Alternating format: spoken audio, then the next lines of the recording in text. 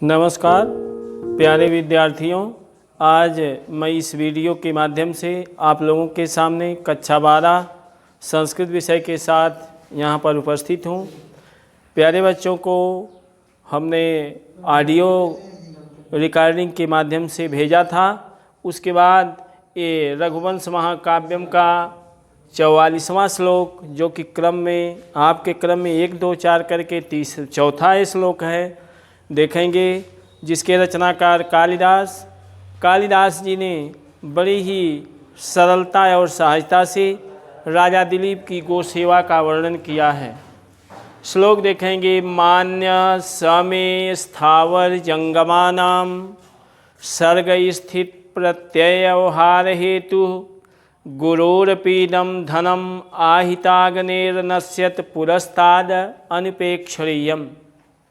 जब सिंह कहता है कि मैं निकुंभ का मित्र कुंभोदर हूँ और भगवान शिव का शिष्य हूँ, आप मेरा कुछ उसी प्रकार नहीं बिगाड़ सकते जिस प्रकार वृक्षों को उखाड़ फेंकने की शक्ति वाला वायु का वेग पर्वत का कुछ नहीं बिगाड़ सकता।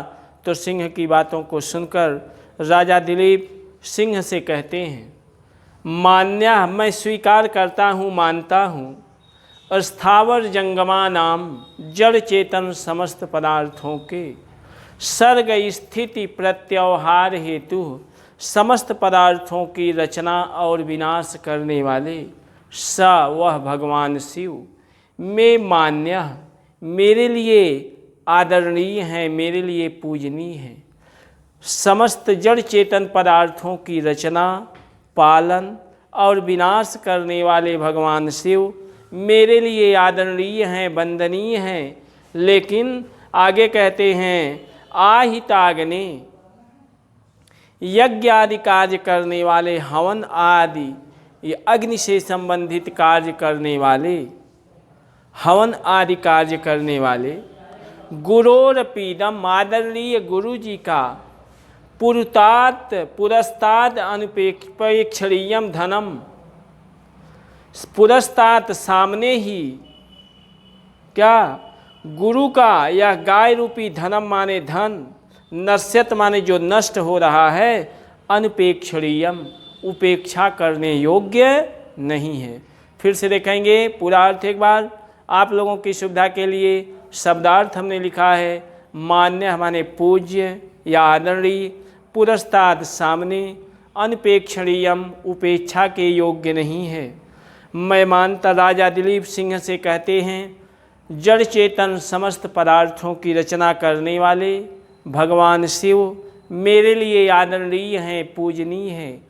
लेकिन यज्ञ की उपासना करने वाले, जो गुरु वशिष्ठ का गाय रूपी धन मेरे ही सामने नष्ट हो रहा है, वह भी अनुपेक्षणीयम उपेक्षा के योग्य नहीं है। अगला श्लोक देखेंगे।